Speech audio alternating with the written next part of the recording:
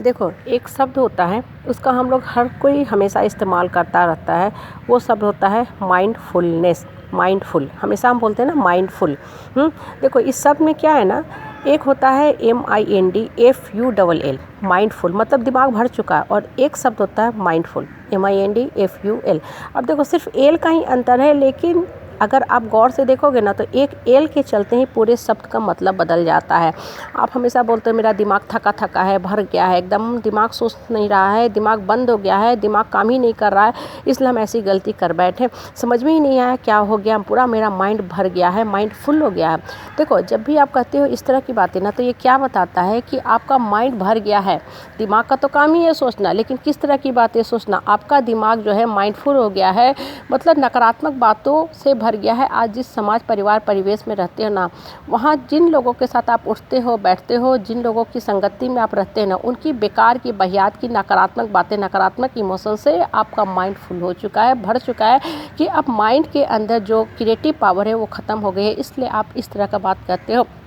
देखो, हम सब एक सामाजिक इंसान है, समाज परिवार परिवेश रिश्ते की डोर से बंधे रहना भी काम है, लेकिन हमेशा माइंडफुल होकर रहो, मतलब प्रेजेंस में रहो कि हमारे लिए क्या सही है क्या गलत है। बच्चों के प्रति भी हम हमेशा सजग रहते हैं ना, बोलते हैं कि बेटा स्कूल भी जाते हो, दोस्ती भी रखते हो, लेकिन हमेशा अच्छे दोस्तों के संपर्क में रहा करो। बेकार के बहियात के जो लड़के होते हैं, जो दोस्त साथी होते हैं, उनसे हमेशा डिस्टेंस और स्पेस रखा करो। बेहतर है अकेले बैठो, चुपचाप बैठो, लाइब्रेरी में जाके कोई किताबें पढ़ लिया करो, उससे दिमाग हमेशा तरोताज़ा रहेगी, मतलब माइंड हमेशा क्रिएटिव काम करता रहेगा, ना कि बेकार के लोगों के साथ बेकार की बातें बैठ के गप करना, और बेकार के साइट देखना, और बेकार के वीडियो देखना। उससे क्या होता है कि माइंड जो होता है फुल होता जाता है, नकारात्मक बातों से भरता जाता है। आप देखो, जिस समाज परिवार परिवेश में रहते हो ना, होता क्या है कि हम चाहें या ना चाहें लोगों की बातें सुनना ही पड़ता है।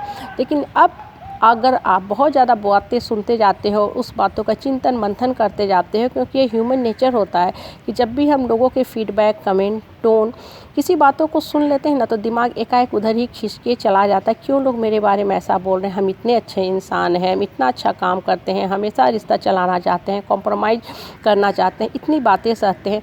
होता क्या है कि आपका जो प्रेजेंस ऑफ माइंड था वो ख़त्म हो जाता है। आप किस काम में लगे हुए थे आप भूल जाते हो, और लोगों की जो नकारात्मक बातें हैं ना, इतना ज़्यादा दिमाग में घर करना शुरू कर जाती है ना, कि आपको वास्तव में ही लगने लगता कि लोग जो करे वही सही है, फिर कुछ काम करने का फ़ायदा ही क्या।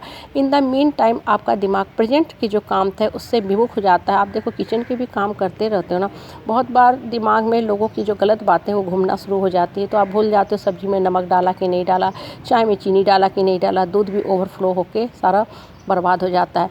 इसलिए बोलते हैं ना कि ये आपका काम है कि प्रेजेंस ऑफ माइंड में रहा करो, मतलब माइंडफुल रहा करो। ये देखो कि ये लोग किस तरह की बातें कर रहे हैं, और देखो जिस समाज परिवार परिवेश में आप रहते हो ना, बेकार के लोगों की संख्या हमेशा ही ज़्यादा है। इसलिए ये एक नेचुरल प्रक्रिया है, प्रोसेस है, कि आपको नकारात्मक बातें ही ज़्यादा सुनने को मिलेंगी। लेकिन अगर आप नकारात्मक बातों से अपने मन को अफेक्ट करते हो, नकारात्मक बातें मन के अंदर भरते जाते हो, तो यहाँ गलती आपकी है। आपको प्रेजेंस ऑफ माइंड में रहना, माइंडफुल होकर ये डिसाइड करना है कि मेरे लिए क्या सही है क्या गलत है। ये लोग बोल रहे हैं बोलने दो, ये बहुत सही करे, ये इसी काम के लिए आए हैं क्योंकि इनका माइंड ब्लॉक हो चुका है। इसलिए देखोगे इस तरह के जो भी लोग होते हैं ना, रिपीटेटिव काम करते रहते हैं। रिपीटेटिव मतलब एक ही समस्या पे घंटों घंटों चर्चा परिचर्चा करते रहेंगे, और सबसे बड़ी बात, उस चर्चा परिचर्चा का कोई भी अर्थ नहीं होता है, कोई भी हल नहीं निकलता, ये सिर्फ टाइम पास करते हैं। और जैसे ही आप प्रेजेंस ऑफ माइंड में रहने लगे, अपने काम में संलग्न हो गए, क्रिएटिव काम में लगे, इनको और ज़्यादा अंदर से खलबली होने लगती है। बेकार के बहियात के लोगों को, ये जो स्वार्थी और अवसरवादी लोग होते हैं ना, ये चाहते क्या है कि हम जिस स्टेज में हैं सामने वाला भी उसी स्टेज में रहे। मतलब ये कभी नहीं चाहता है इस तरह का निकृष्ट आदमी, अवसरवादी स्वार्थी आदमी, कि आप आगे बढ़ो, क्योंकि इनका होता क्या कि अंदर से नाखुश रहते हैं। इसलिए हमेशा आपको क्या बोलेंगे कि हम आपसे नाखुश हैं। जो इंसान अपने आप से नाखुश रहता है ना, वही इंसान देखोगे दूसरों में सिर्फ और सिर्फ कमियां तलाशता रहता है। अगर आपके अंदर अच्छाई है, तुरंत आपको दूसरे में भी अच्छाई दिख जाएगी।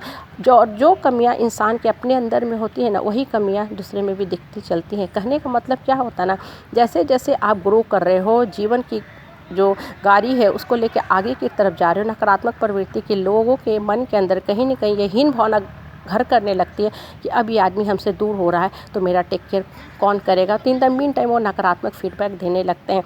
लेकिन यहाँ काम आपका है कि मन को मजबूत करके जीवन में आगे की तरफ बढ़ते जाओ।